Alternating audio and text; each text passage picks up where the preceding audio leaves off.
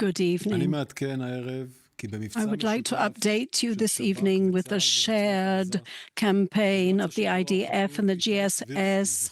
Itai Svilki, the hostage's body, was retrieved from the Gaza Strip to Israel. Itai was taken hostage on the 7th of October from Be'eri, from his parents' home, and his parents were murdered. He was alive when he was taken hostage.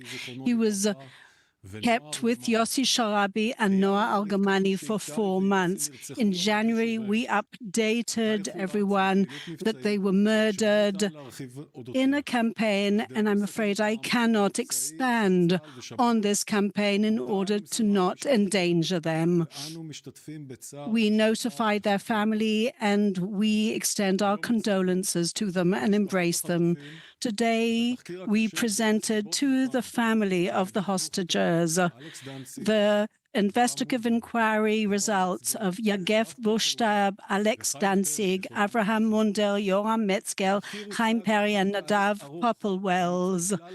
The inquiry, after all the pathological tests and this very deep inquiry, only after they were approved by the Minister of Defense and the Chief of General Staff, Avraham, Alex, Yagev, Chaim, Nadav, they were truly the salt of the earth. They were the elderly from that area.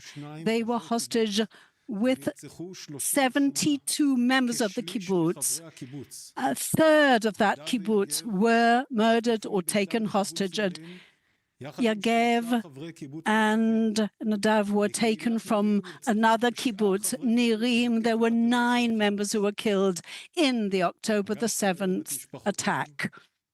We met with their family today. There are no words that I can describe in order to describe that pain and sorrow. And we are with the communities of those kibbutzim who are waiting for the return of their dearly beloved who were taken hostage and kept in horrific conditions in the Gaza on the morning of the 7th of October. Yagev, Alex, Avraham, Yoram, Chaim, and Nadav were taken hostage and kept for months in an underground tunnel in Khan Yunis.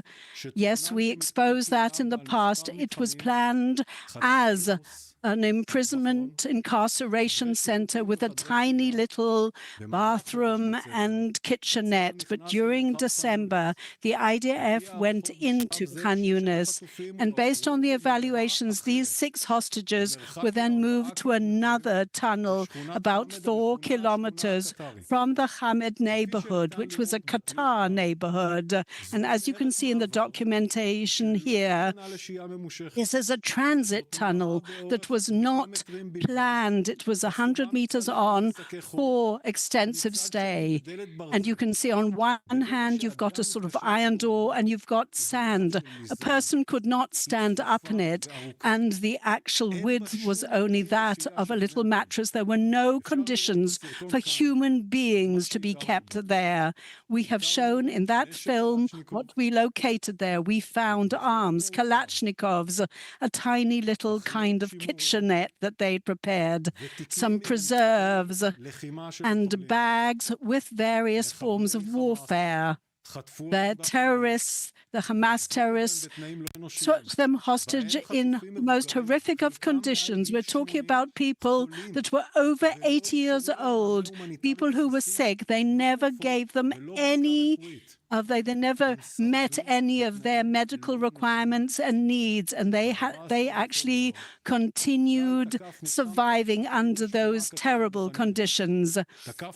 On the February the 14th, the IDF struck at that area. During that time, the IDF had no knowledge or intelligence vis-a-vis the actual area that they were being kept in, the hostages. At the distance between where they were being kept was about 120 or 200 meters between where they where the IDF actually made that strike.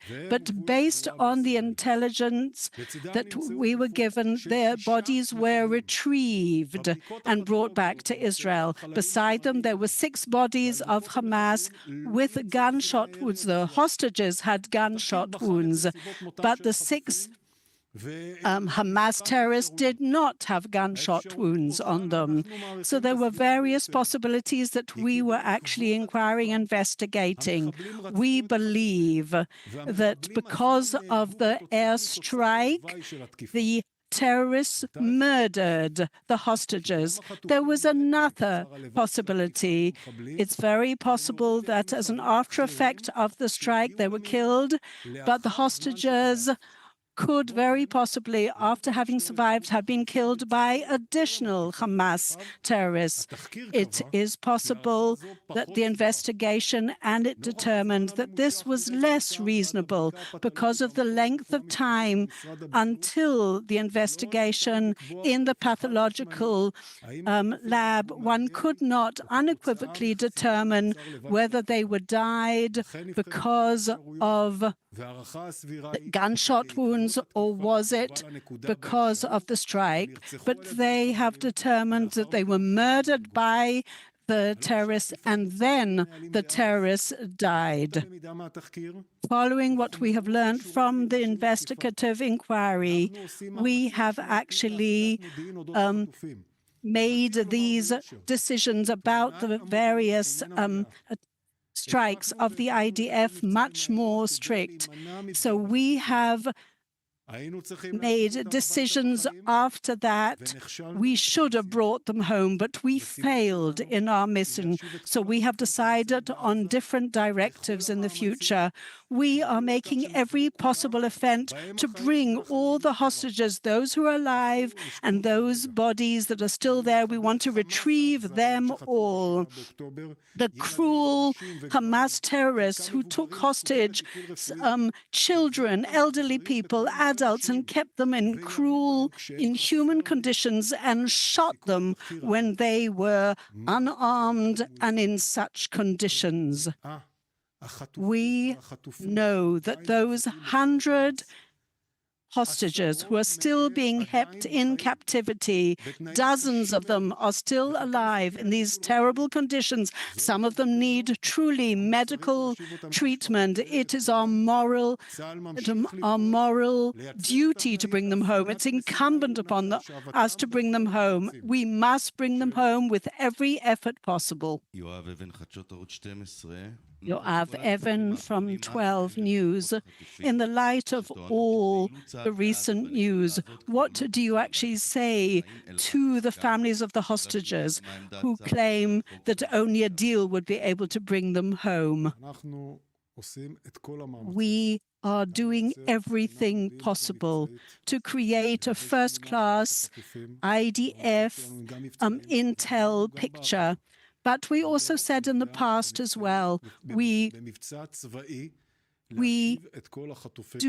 will not be able in some kind of military campaign to bring them all home. So we've got to create conditions in every possible way. If you're talking about other issues that you mentioned, the IDF is not hiding any information from the political echelons. Everything is completely open to them. This document that you are mentioning was accessible to the people that were in the know and to the Prime Minister's offer. This document was transferred to a newspaper in Germany in a way that